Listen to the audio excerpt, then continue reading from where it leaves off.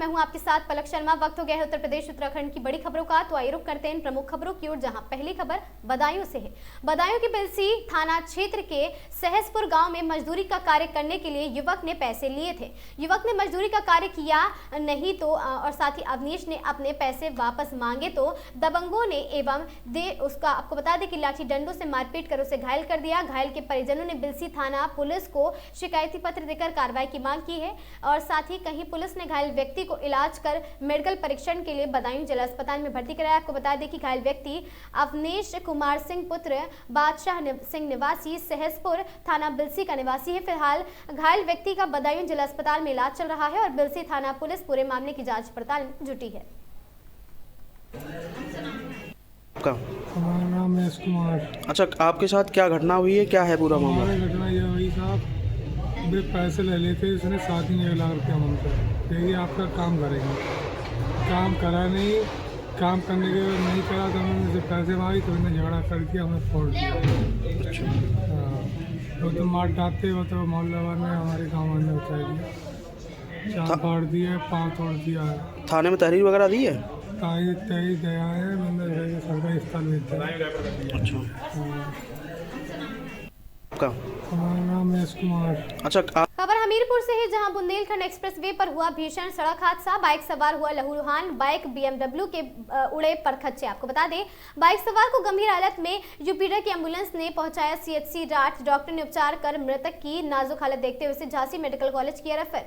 Bike सवार मध्य प्रदेश के सतना रीवा से बुंदेलखंड एक्सप्रेसवे के जरिए अपनी बाइक BMW से 160 से 180 की स्पीड से जा रहा था दिल्ली। बाइक सवार का नाम ऋषभ पांडे पुत्र जितेंद्र पांडे बताया जा रहा। बुंदेलखंड एक्सप्रेसवे पर पिलर नंबर 116 जखेड़ी के पास राठ कोतवाली क्षेत्र की घटना।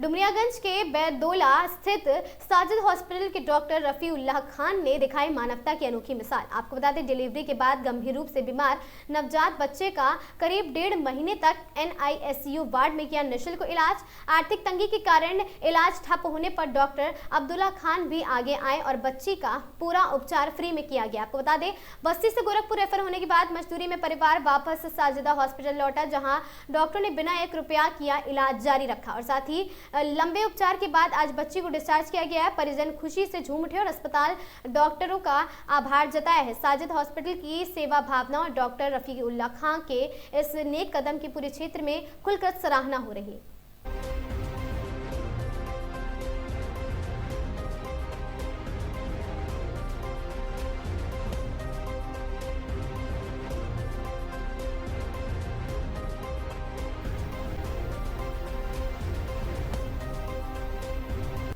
आपको बता दें अगली खबर निकलकर सामने आ रही, जहां पर करहल पहुंचे सपा प्रमुख महासचिव प्रोफेसर रामगोपाल यादव ने दिया बड़ा बयान। SIR की बैठक में सपा कार्यकर्ताओं व पदाधिकारियों को संबोधित करने पहुंचे थे professor Ramgopal Yadav. Cough syrup मामले में बोले प्रोफेसर रामगोपाल यादव, CM ने करवाया है अपने सजातीय लोगों का बंटवारा। तुम यहाँ देखोगे, तुम खनन देखोगे और साथ ही बिहार में इनलीगल सामान जाता है और साथ ही यह देखोगे, लेकिन आपस में नहीं लड़ेंगे और अगर सही तरह से जांच हो जाए तो CM फंसेंगे। बिहार में नशाबंदी, शराब नहीं जा सकती है, उसका अल्टरनेट है कफ सिरप। शराब की तरह कहती है काम करती है और साथ ही आपको बता दें यह हजारों करोड़ का मामला है। डबल इंजन जांच कराएगी नहीं, दिल्ली वालों की हिम्मत नहीं है और इनके द्वारा कराया है। और क्या कहा, आइए सुनते हैं।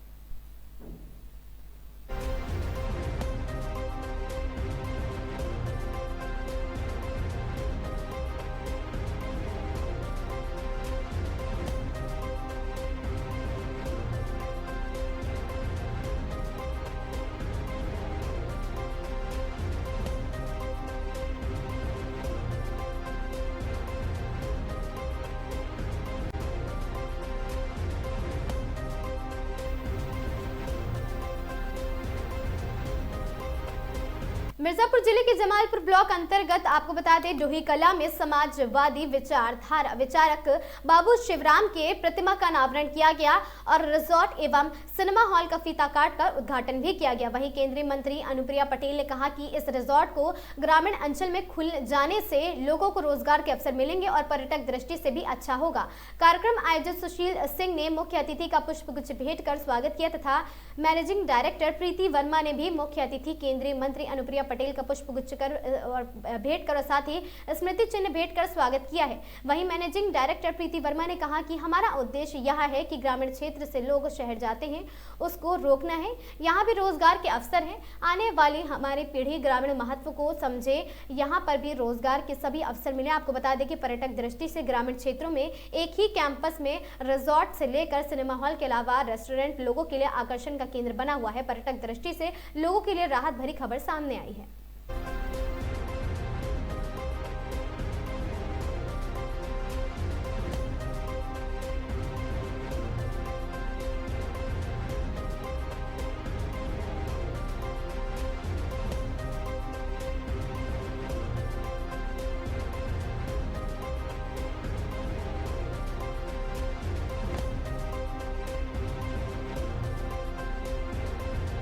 का ओपनिंग हुआ है, क्या उद्देश्य है इसका?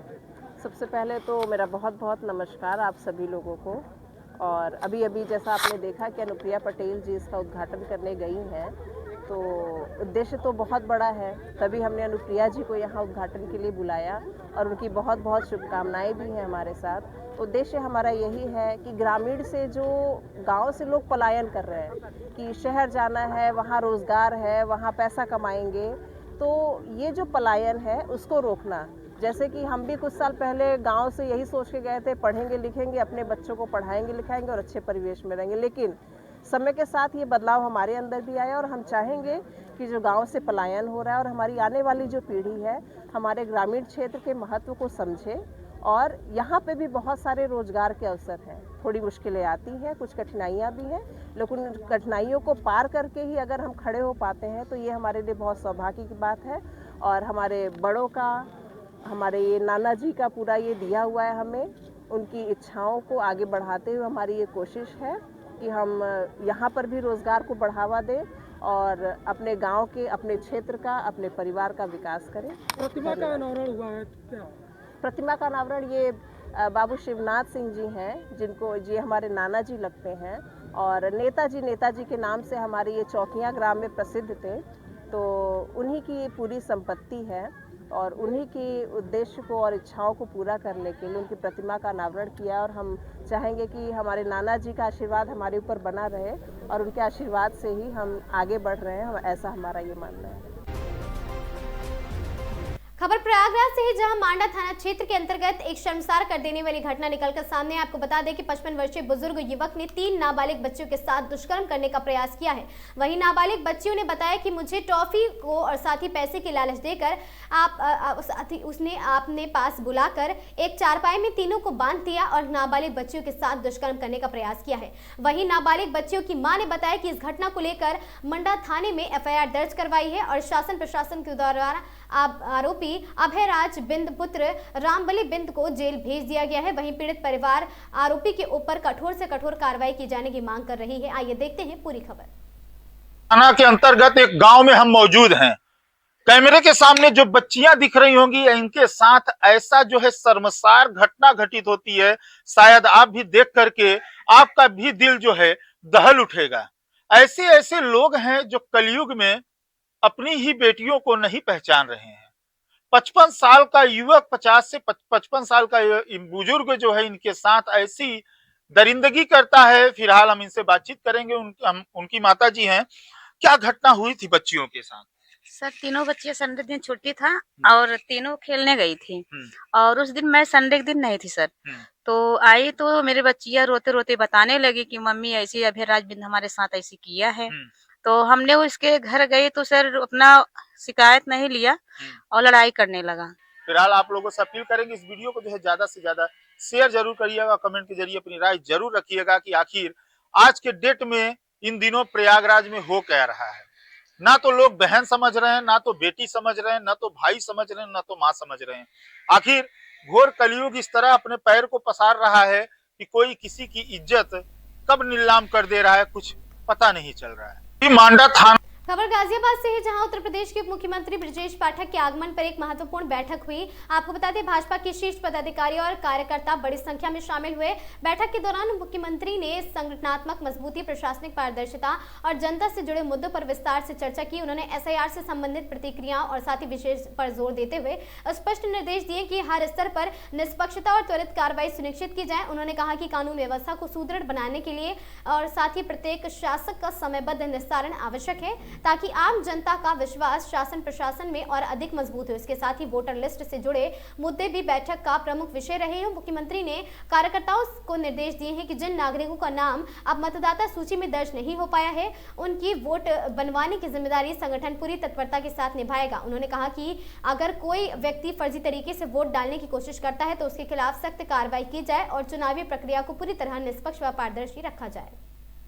के संबंध में एक गहन समीक्षा बैठक हुई है। सभी बूथ पर हमारे कार्यकर्ता साथी जा रहे हैं और कोई भी व्यक्ति ऐसा जो घुसपैठिए के रूप में निवास कर रहा है वो मतदाता सूची में बचे ना।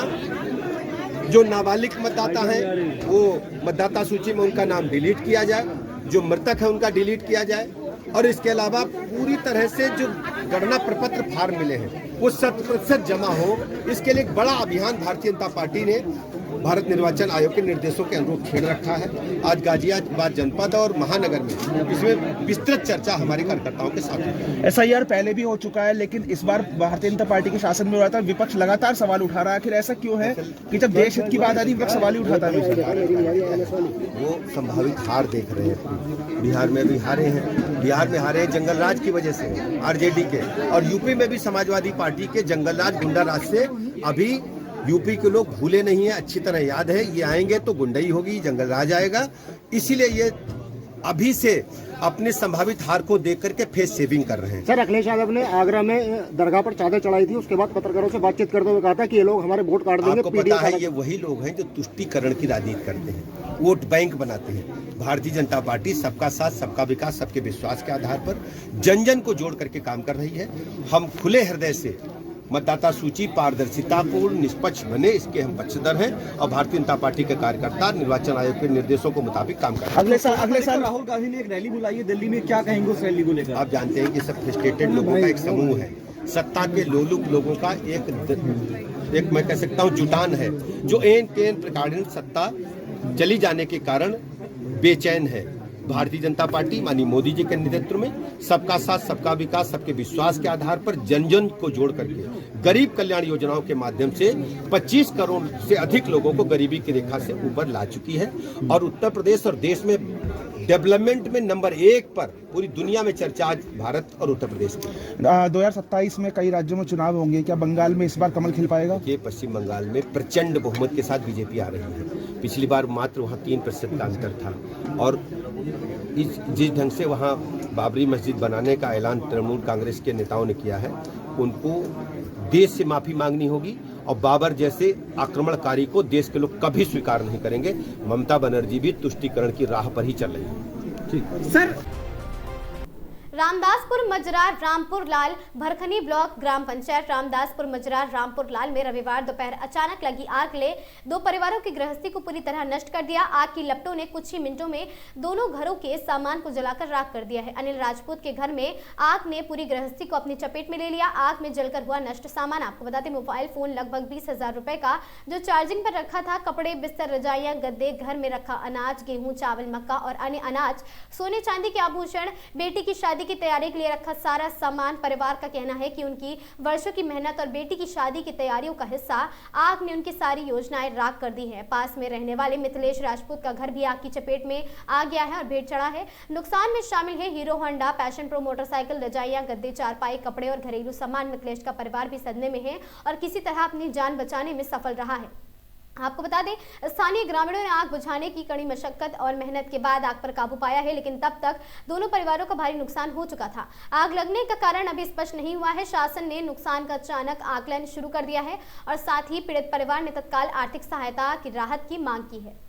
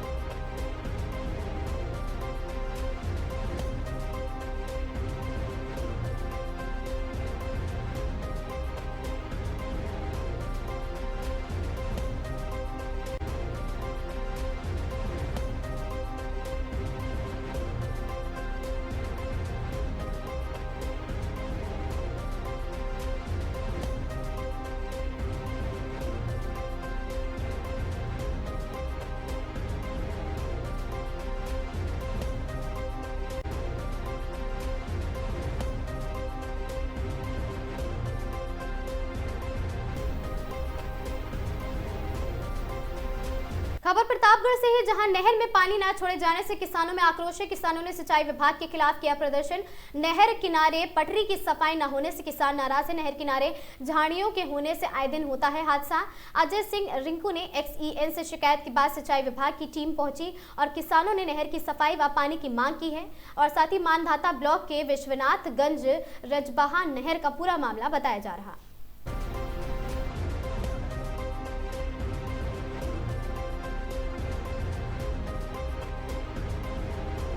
मामला ये था कि अजय प्रताप सिंह द्वारा XEN को सूचित किया गया कि नहर पे धूल उड़ रही है और नहर की जो सफाई हुई है उसकी मिट्टी सारी रोड पे रख दी गई है और उससे जो है ग्रामीणों को अनावश्यक दिक्कत हो रही है।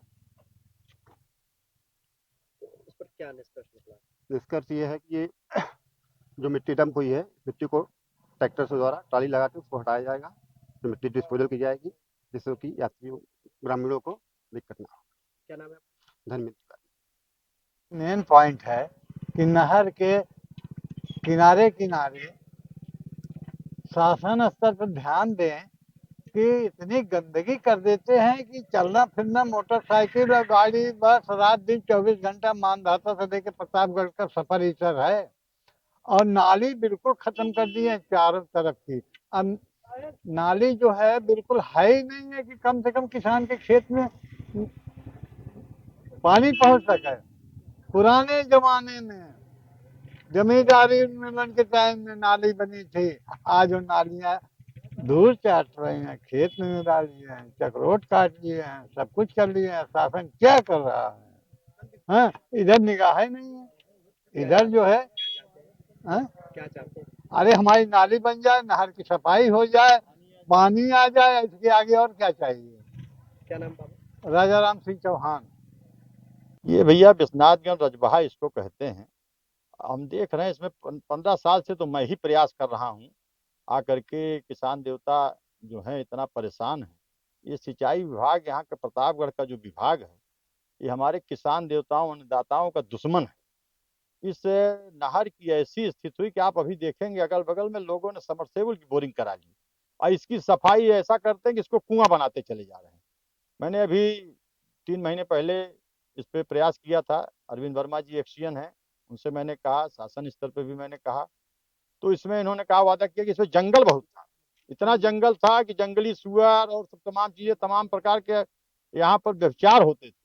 मैंने कहा इसको कम से कम साफ करा दीजिए भाई साहब। तो उन्होंने कहा नहीं बिल्कुल मैं इसको साफ कराता हूँ। साफ कराने के बजाय नहर साफ कराने लग गए। इसको भी वैसे को वैसे और बेकार व्यवस्था कर दी।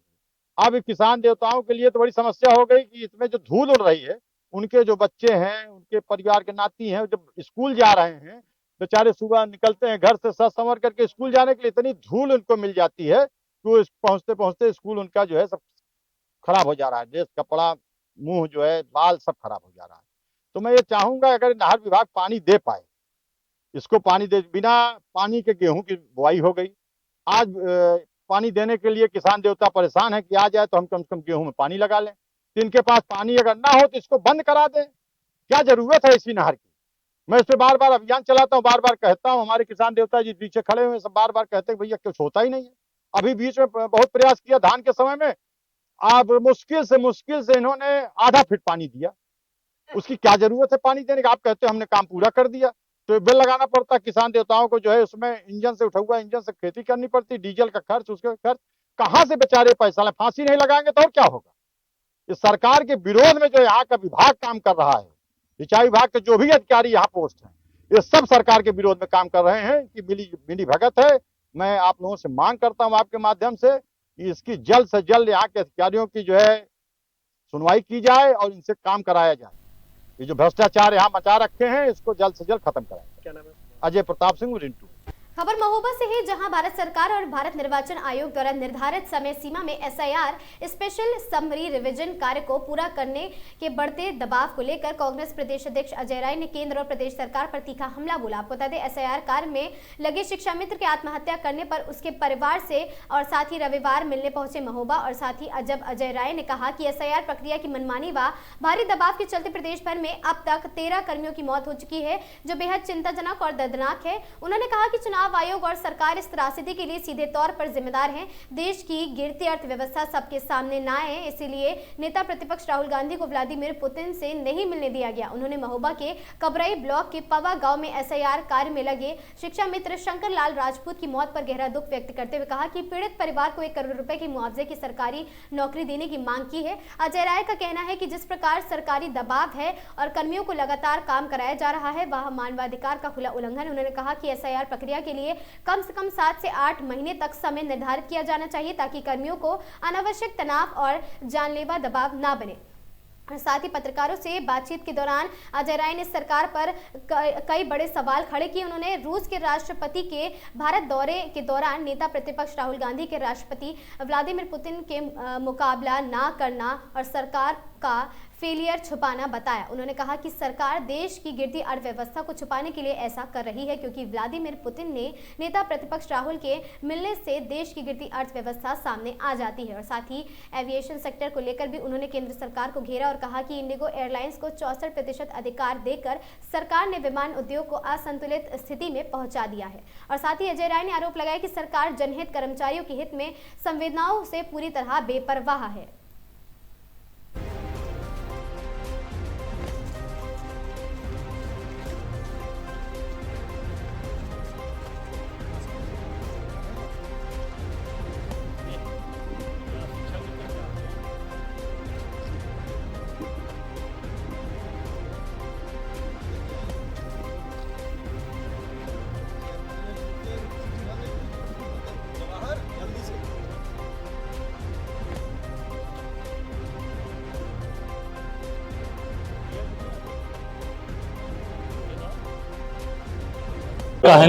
जब उसमें नेता विपक्ष को नहीं बुलाया पुतिन से मिलने के लिए, इसका मतलब कि जो चीजें देश के सामने आनी चाहिए थी वो राहुल जी जाते तो सामने सारी बातें आ जाती। जिस नाते राहुल जी को नहीं मिलवाया, निश्चित तौर से देश की अर्थव्यवस्था दिन प्रतिदिन गिर रही है और पूरी व्यवस्था ध्वस्त है। न रोजगार है, न काम है, न लोगों के पास कोई रोजगार रह गया, नौकरी रह गई, बेरोजगारी चरम पर है, महंगाई चरम पर है और पूरी तरीके से मैं समझता हूं कि भ्रष्टाचार चल रहा है और सारी चीजें ध्वस्त हो चुकी है। सर, इंडिगो जो लगातार कई फ्लाइटें कैंसिल हो रही है, नहीं, ये सरकार फेल है, सरकार की पूरी तरीके से फेलिवर है। और मैं इतना कहना चाहूंगा कि जो राहुल जी ने कहा था कि पूरी तरह से एकाधिकार नहीं होना चाहिए, एकाधिकार ये दिख गया कल इंडिगो में कि एकाधिकार जो हुआ उससे पूरी व्यवस्था 64% का उनका एकाधिकार है इंडिगो का। और वही जो राहुल जी ने कहा था कि पूरी तरीके से एकाधिकार नहीं होना चाहिए और भी इसमें कंपनीज को रखना चाहिए और इन्होंने नहीं दिया। उसी की स्थिति सामने आई कि एकाधिकार के तहत पूरी चीज़ें ध्वस्त हुई हैं। और मैं तो नहीं कहना चाहूँगा कि सरकार को तत्काल इस पर काम करना चाहिए, कार्रवाई करनी चाहिए। निश्चित तौर से पूरा परिवार दुखी है, कष्ट में है। 4 बच्चे हैं, 4 बेटियां, 1 बेटा है और पूरा परिवार अनाथ हो गया। और जिस प्रकार से बेचारे शिक्षा मित्र रहकर एक छोटी सी जो उनको मानदेय मिलती थी उससे अपना पूरा परिवार चलाते थे, निश्चित तौर से पूरा परिवार दुखी है और हम सब लोग इस दुख में इनके साथ खड़े हैं। पूरी कांग्रेस पार्टी खड़ी है। आप देख सकते हैं पूरे प्रदेश में जहाँ जहाँ भी BLOs की सुपरवाइज़र की मौत हुई है, मैं हर जगह गया और ये 13वां स्थान है जहाँ मैं आया हूँ। पूरब से लेकर पश्चिम से लौटा, कल अभी अलीगढ़ रात को था, खैर से और हाथरस से, उधर बरेली से निकल कर मैं आया। निश्चित तौर से दुखद है और मैं मांग करता हूँ चुनाव आयोग सरकार से इनको तत्काल सरकारी नौकरी दी जाए और 1 करोड़ रुपए की आर्थिक सहायता दी जाए। सर, क्या लगता है आपको जिस तरह से मौतें हो रही हैं, SIR को लेकर बात सामने आ रही है मगर प्रशासन नहीं मान रहा, क्या लगता है? नहीं, देखिए, प्रशासन मानने न मानने से नहीं होता। आज जो घटनाएं घटी अब पूरे जो इनके फील्ड के लोग हैं उनसे पूछ सकते हैं, परिवार से पूछ सकते हैं। कोई व्यक्ति को शौक लगा कि आत्महत्या करेगा? मैं समझता हूँ कि ये बिल्कुल दबाव के तहत हो रहा है और चुनाव आयोग दोषी है, सरकार दोषी है। बिल्कुल, देखिए, अब मैं कहा कि 2002-3 में भी हुआ था SIR, तो SIR आप कराइए, समय दीजिए, कम से कम 6 से 7 महीने का समय दीजिए, 8 महीने का दीजिए, जिससे लोगों पर दबाव न शक न बने और वो ठीक ढंग से अपना काम कर सकें और अपने परिवार का भी देखभाल कर सकें और अपना काम भी। महोबा शहर के भट्टीपुरा चौकी क्षेत्र में स्थित चंद्रिका चौराहा दिन दहाड़े हुई सनसनीखेज चुनौती की वारदात के बाद दहशत में। आपको बता दें, जनरल स्टोर संचालित करने वाले एक महिला दुकानदार को ग्राहक बनकर आए बाइक सवार 2 बदमाशों ने निशाना बनाया और झपट्टा मारकर सोने का मंगलसूत्र छीन लिया। जब बदमाशों ने महिला के कान की झुमकियों की छीनने का प्रयास किया तो पीड़िता ने शोर मचा दिया, जिसके बाद आरोपी मौके से फरार हो गया। बदमाशों के चेहरे पास लगे सीसीटीवी कैमरे में कैद हो गए, बावजूद इसके पुलिस की निष्क्रियता सवालों के घेरे में है। आपको बता दें कि शहर कोतवाली क्षेत्र के भट्टीपुरा निवासी महेंद्र कुमार शुक्ला की पत्नी दीपना अपने घर में ही जनरल स्टोर संचालित करती हैं। घटना की गुरुवार दोपहर को जब दुकान पर एक अधेड़ व्यक्ति ग्राहक बनकर आया, महिला को बातों में उलझाता रहा। इसी बीच उसके साथ अचानक दुकान में घुसा और एक उसका साथी बिना कुछ समझने का अवसर दिए दीपना की गले में पड़ा सोने का मंगलसूत्र छीन लिया। इतना ही नहीं, उसके कान की झुमकियां भी छीनने की कोशिश की है। महिला ने चिल्लाने के बाद दोनों बदमाश पहले से ही खड़ी बाइक पर बैठकर फरार हो गए और साथ ही घटना के बाद पीड़िता और उसके पति महेंद्र शुक्ला ने थाने में लिखित तहरीर देकर कार्रवाई की मांग की है, लेकिन 3 दिन बीत जाने के बाद भी पुलिस ने एफआईआर दर्ज की है और न ही किसी तरह की कोई जांच की है। आपको बता दें कि सीसीटीवी फुटेज में दोनों बदमाशों के चेहरे स्पष्ट दिख रहे हैं, फिर भी पुलिस की सुस्ती ने स्थानीय लोगों में नाराजगी पैदा कर दी है। पीड़िता का कहना है कि थाना पुलिस की लापरवाही के कारण अपराधियों के हौसले बुलंद होते जा रहे हैं और साथ ही दिन दहाड़े हुए इस वारदात से क्षेत्र में भय का माहौल है और दुकानदार खुद को असुरक्षित महसूस कर रहे हैं। पीड़िता के परिवार ने उच्च अधिकारियों से जल्द कार्रवाई और बदमाशों की गिरफ्तारी की मांग की है। वहीं शहर वासी भी सुरक्षा व्यवस्था को लेकर पुलिस प्रशासन से सख्त कदम उठाने की उम्मीद जता रहे हैं। उस दुकान में बैठे थे तो 2 लोग आए, पहले एक लोग आए बुजुर्ग थे तो बोल रहे बिटिया सामान दे दीजिए, तो हम सामान देने लगे। वो बोला ये दीजिए वो दीजिए, तो हम सब देने लगे। देने के बाद दोबारा दूसरा आया, वहाँ से बाहर से आया, तो उसने जैसे हम लॉकर के सामने खड़े हुए तो उसने तुरंत गले से छीन लिया पकड़ के और कान की बाली खींचने लगे, तो थोड़ा हम चिल्लाए इसलिए वो भाग गए। क्या चला गया आपका? मंगलसूत्र चला गया। लगभग कितनी कीमत का मंगलसूत्र होगा? लगभग 90,000 का। कौन थे ये, पहचान पाए? नहीं छीन। पुलिस में शिकायत नहीं की आपने? की, लेकिन कोई कार्रवाई नहीं हुई। क्या चाहती है पूरे मामले में? ये चाहते हैं अपना हो किया चोरों को पकड़ा जाए या कुछ हो, ऐसा कुछ चाहिए हमको।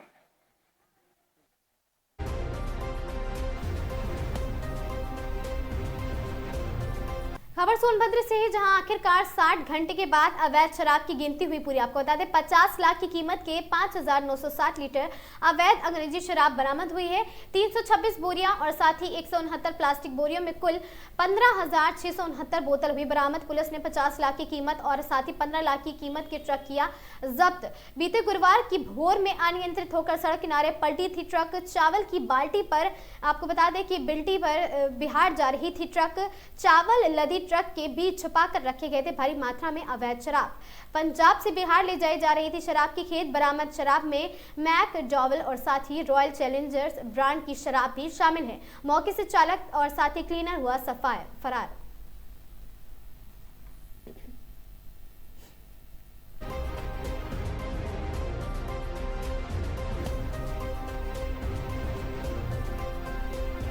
शाहजहांपुर में अनुसूचित जाति की महिला की जमीन पर अवैध कब्जे और जाति उत्पीड़न का मामला तूल पकड़ता जा रहा है। आज पीड़ित परिवार ने बीजेपी अनुसूचित मोर्चा के पदाधिकारियों के साथ प्रदेश के वित्त मंत्री से मुलाकात की, जिसके बाद जिलाधिकारी को तत्काल कार्रवाई के निर्देश दिए गए हैं। शाहजहांपुर के ग्राम गढ़िया रंगीन की रहने वाली आशा देवी ने आरोप लगाया कि गाटा संख्या 501 पर स्थानीय व्यक्तियों मनोज गुप्ता, दीपक गुप्ता और नेमवती गुप्ता ने जबरन कब्जा कर अवैध निर्माण शुरू कर दिया है। विरोध करने पर 5 नवंबर की सुबह उसके साथ मारपीट की गई है और जाति सूचक गालियां भी दी गई है। घटना को कई ग्रामीणों ने अपनी आंखों से देखा है और बीच बचाव कर पीड़ितों को बचवाया है और साथ ही पीड़िता ने इस पूरे मामले की शिकायत सरकार और आयोगों को भेजी है। अब मामला आगे बढ़ गया है और साथ ही पीड़ित परिवार बीजेपी अनुसूचित मोर्चा ब्रज क्षेत्र के क्षेत्रीय उपाध्यक्ष रामनिवास वाल्मीकि और मीडिया प्रभारी दिनेश कुमार के साथ वित्त एवं संसदीय कार्य मंत्री सुरेश कुमार खन्ना से मिला है। पीड़िता की व्यथा सुनने के बाद वित्त मंत्री ने जिलाधिकारी शाहजहांपुर को तत्काल जांच कर सुनिश्चित कार्रवाई करने के निर्देश दिए हैं। पीड़िता ने बताया कि हमने जमीन पर जबरन कब्जा किया है, हमारी जमीन पर जबरन कब्जा किया गया है हमसे मारपीट भी की गई है, हमें न्याय चाहिए। बीजेपी अनुसूचित मोर्चा ब्रज क्षेत्र के क्षेत्रीय उपाध्यक्ष राम निवास वाल्मीकि ने बताया कि हम पीड़ित परिवार के साथ हैं। मंत्री जी ने स्पष्ट निर्देश दिए हैं, पीड़िता को न्याय मिले। जिलाधिकारी की जांच के बाद तस्वीर साफ होगी कि पीड़ित की जमीन पर अवैध कब्जा हुआ है या नहीं। फिलहाल पीड़ित परिवार न्याय की उम्मीद में है।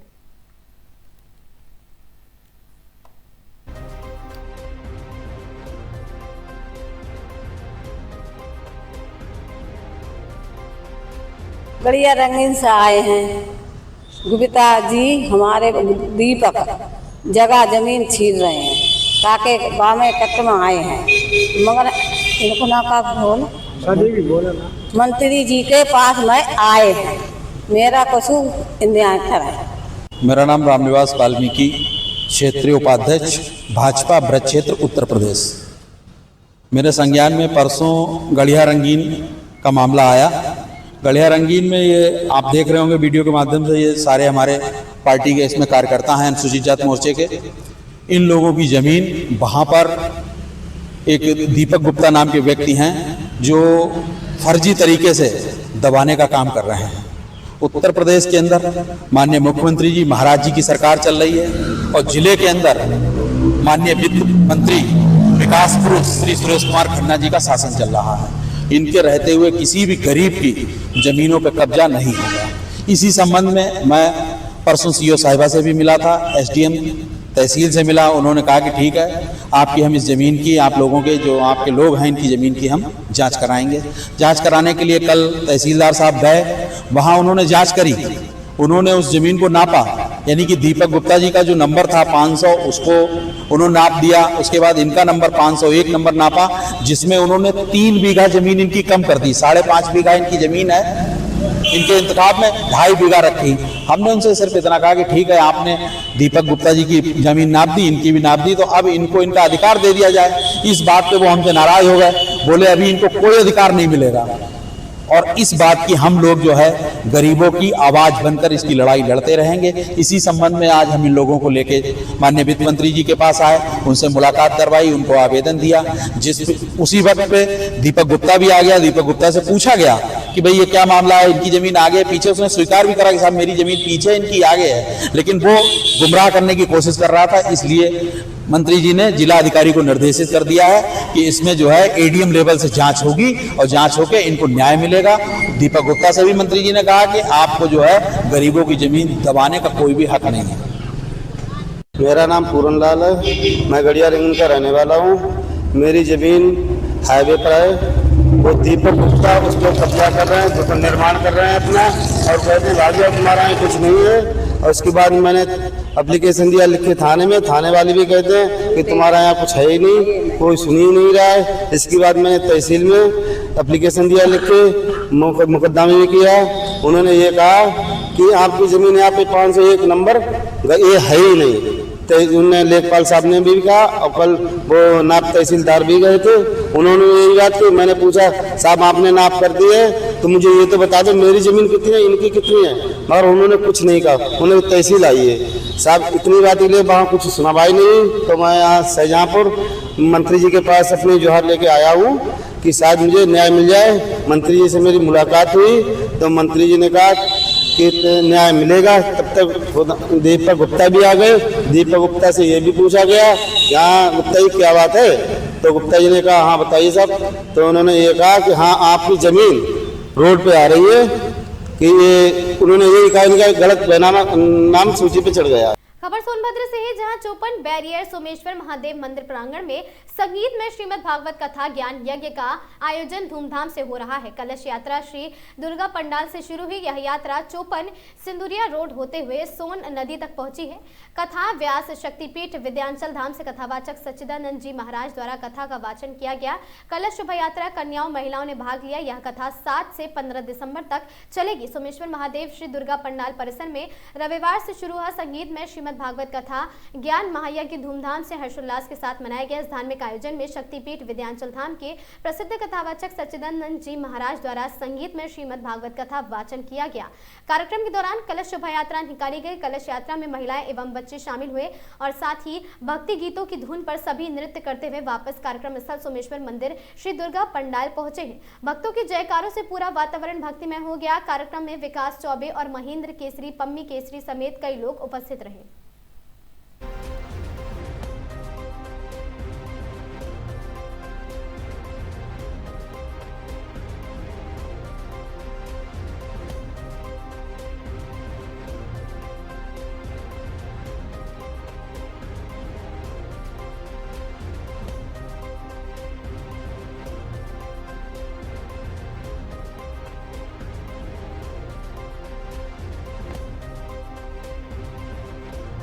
क्या नाम है सर आपका? विकास चौबे। विकास जी, आज यहाँ बाजा ढोल नगाड़ा के साथ कलश यात्रा निकाला गया है। कौन सा कार्यक्रम है और कितने दिन का है, ये बताएं।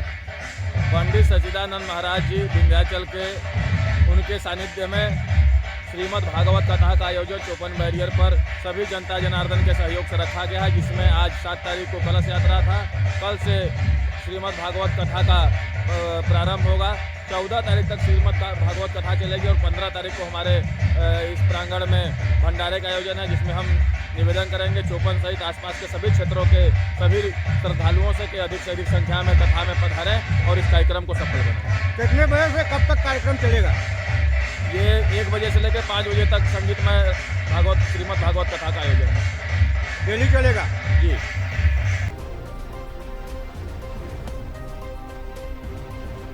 अगली खबर चित्रकूट से है, जहां कानून व्यवस्था मजबूत करने के उद्देश्य से पुलिस अधीक्षक अरुण कुमार सिंह ने थाना भरकूपत के तहत नवसृजित पुलिस चौकी और साथ ही भैंसौंधा का उद्घाटन किया है।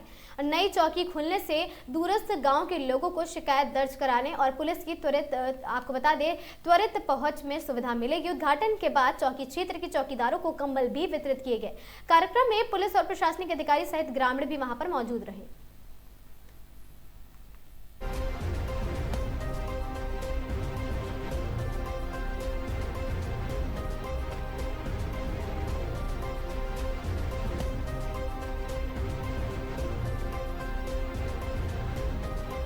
खबर प्रतापगढ़ से है, जहां एसपी दीपक भूकर का ऑपरेशन लंगड़ा अभियान जारी है और साथ ही पुलिस व बाइक सवार लुटेरों के बीच हुई मुठभेड़। फायरिंग में एक लुटेरे को लगी गोली, दूसरा गिरफ्तार। लूट के 5 मोबाइल, बाइक, तमंचा व कारतूस बरामद। लुटेरे अंकित, सरोज व रोहित निवासी अंतु ने की थी लूट की घटना कारित। आपको बता दें, घायल अंकित को पुलिस ने जिला अस्पताल में कराया भर्ती और साथ ही कोहंडौर पुलिस के साथ चंदीपुर पुलिया के पास से हुई मुठभेड़।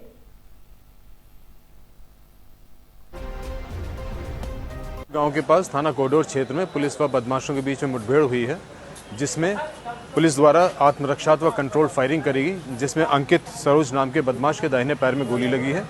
इसके द्वारा व इसके साथियों के द्वारा 2 तारीख में छिनैती की घटना कारित करी गई थी क्षेत्र में। इस घटना से संबंधित 2 मोबाइल, मोटरसाइकिल, एक चोरी के मोटरसाइकिल व तमंचा कारतूस बरामद हुए हैं। अगली खबर सीतापुर से है, जहां सीतापुर में सड़क पर दिखा रफ्तार का कहर। बाइक सवार 2 युवकों की हुई दर्दनाक मौत। सड़क पर अनियंत्रित होकर बैरियर से टकराई तेज रफ्तार बाइक। हादसे में बाइक सवार 2 युवक हुए थे गंभीर रूप से घायल। घायलों को उपचार के लिए जिला अस्पताल लाने पर डॉक्टरों ने किया मृत घोषित। जनपद के नगर कोतवाली क्षेत्र के 27 बटालियन पीएसी का मामला। क्या नाम है भैया आपका? मेरा नाम ईएमटी धीरेन्द्र कुमार है। ईएमटी धीरेन्द्र कुमार जी। धीरेन्द्र कुमार जी। धीरेन्द्र कुमार जी, एक एक्सीडेंटल मामला लेके हैं, क्या जानकारी आपके पास है? सर, हमारे पास केस साइन हुआ था 27 बटालियन के पास। जो किसके द्वारा कॉल आई थी आपके पास? बटालियन के द्वारा आई थी। पुलिस के द्वारा? जी जी। क्या कॉल आई थी, क्या बताया? सर, बेरियल से 2 लोग टकराए हुए थे। ये लोग काहे से थे भैया? ये लोग बाइक से थे। बाइक से थे। काहे में टकराए हैं ये लोग? ये लोग बटालियन का जो बेरियल लगा हुआ था उसी में टकराए। अच्छा, उसमें टकराए।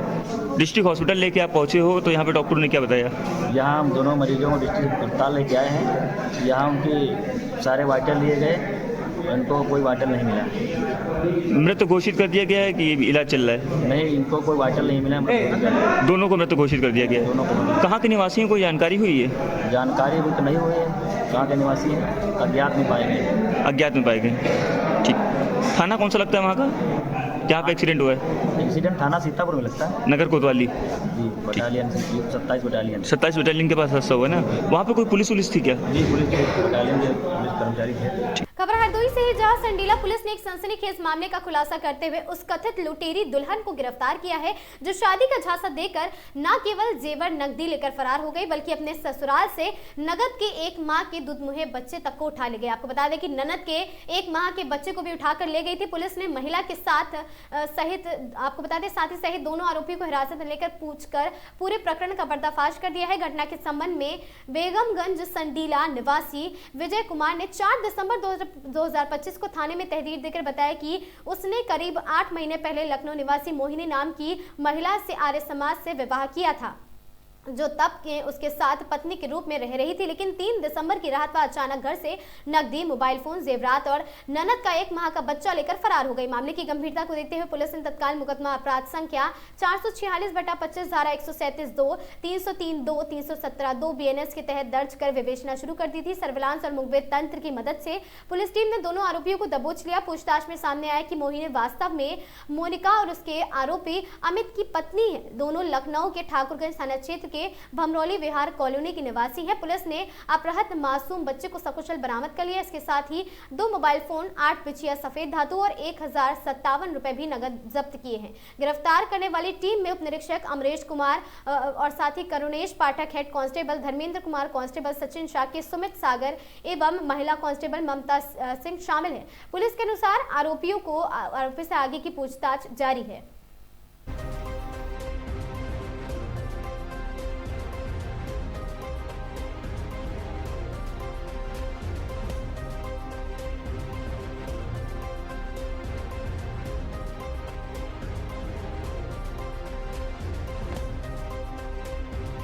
दिनांक 4 दिसंबर 2025 को वादी श्री विजय कुमार पुत्र स्वर्गीय सुंदरलाल निवासी ग्राम बेगमगंज, थाना संडीला, जनपद हरदोई द्वारा थाना संडीला पर तहरीर दी गई थी कि वादी की शादी करीब 8 माह पूर्व लखनऊ निवासी एक महिला मोहनी से आर्य समाज मंदिर में हुई थी, जो वादी के साथ घर पर पत्नी के रूप में रह रही थी। उक्त महिला दिनांक 3/12/2025 की रात थी वादी की बहन का करीब 1 माह का बच्चा, घर में रखे आभूषण, मोबाइल फोन और कुछ रुपए अपने साथ ले गई थी। इस संबंध में वादी तहरीर कर रहा था थाना संडीला में सुसंगत धाराओं में अभियोग पंजीकृत किया गया। आज दिनांक 7 दिसंबर 2025 को थाना संडीला पुलिस द्वारा उपरोक्त घटना में संलिप्त 2 व्यक्ति अमित पुत्र शिव शर्मा, मोहनी उर्फ मोनिका पत्नी अमित, निवासीगण भमरौली चौरसिया विहार कॉलोनी, थाना ठाकुरगंज, जनपद लखनऊ को चोरी के आभूषण, मोबाइल फोन, नकदी व अपहृत बच्चा जो कि करीब 1 माह का है सहित गिरफ्तार कर लिया गया है। प्रकरण में अन्य आवश्यक वैधानिक कार्रवाई प्रचलित है।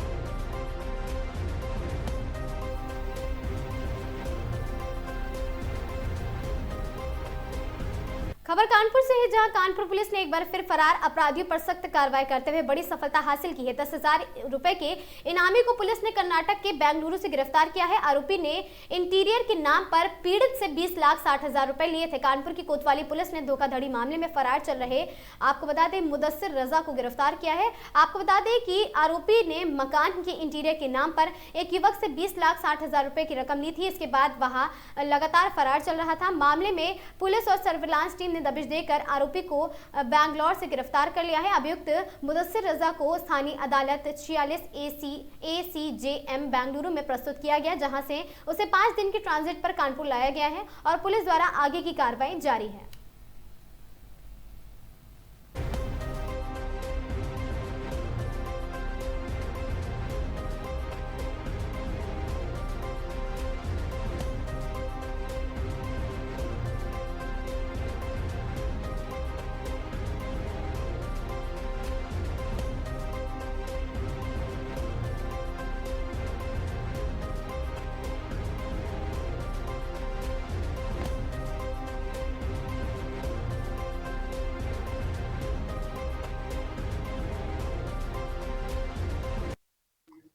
यहाँ कोतवाली थाने ने अंडर मुकदमा 91/25 एक 10,000 के इनामिया को पकड़ा है।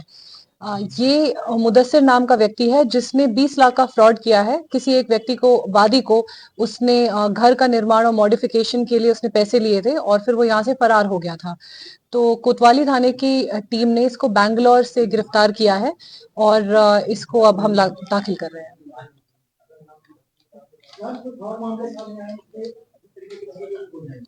अभी जांच प्रचलित है। अभी तक हमें एक ही आपराधिक इतिहास मिला है जो यही है, बट इसके अलावा भी जो जो आता रहेगा उसको हम आगे खोलते रहेंगे जांच में। इसका जो भी साथी है वो इंटेरोगेशन और आगे की पूछताछ, इसके लिंक्स, इसके क्रिमिनल रिकॉर्ड्स और इसके बैंक स्टेटमेंट से पता चलेगा, वो हम जांच में सम्मिलित करेंगे।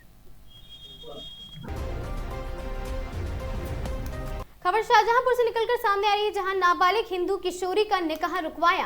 आपको बता दें, शाहजहांपुर में नाबालिग हिंदू किशोरी का गैर समुदाय के युवक से निकाह कराए जाने की सूचना पर हड़कंप मच गया। मैरिज लॉन में चल रही निकाह की प्रक्रिया को पूरी पुलिस और संगठन पदाधिकारियों ने मिलकर रुकवा दिया है। पुलिस ने युवक सहित कई लोगों को हिरासत में लिया है। आपको बता दें, रविवार शाम को शहबाज नगर स्थित रोड एक मैरिज लॉन में नाबालिग हिंदू किशोरी का गैर समुदाय के युवक से निकाह कराए जाने की खबर फैलते ही हड़कंप मच गया। बताया जा रहा है कि करीब 17 वर्षीय किशोरी का निकाह पढ़ाया जा रहा था। इसी दौरान जानकारी हिंदू युवा संगठन उत्तर प्रदेश के प्रदेश संरक्षक राजेश अवस्थी और साथ ही प्रदेश अध्यक्ष अवनीश मिश्र को पहुंची है। दोनों के निर्देश पर संगठन के कार्यकर्ता तुरंत मैरिज लॉन पहुंचे और पुलिस को सूचना दी। सूचना मिलते ही सदर बाजार पुलिस मौके पर पहुंची। पुलिस ने निकाह की पूरी प्रक्रिया रुकवा दी और पूछताछ के लिए युवक तथा उसके परिवार के कुछ सदस्यों को हिरासत में लेकर थाने ले आई है। और साथ ही पुलिस अब विवाह की वैधता, किशोरी की आयु, सहमति और पूरे प्रकरण से जुड़े तथ्यों की जांच कर रही है। संगठन पदाधिकारियों से नाबालिग लड़की को निकाह कराए जाने की गंभीर मामला बताते हुए कठोर कार्रवाई की मांग कर रही है। पुलिस ने बताया जांच जारी है। सभी पक्षों से पूछताछ के बाद ही सही तथ्य सामने आएंगे। पूरी जांच के बाद ही विस्तृत जानकारी दी जाएगी। फिलहाल पुलिस इस पूरे मामले की गहन जांच कर रही है।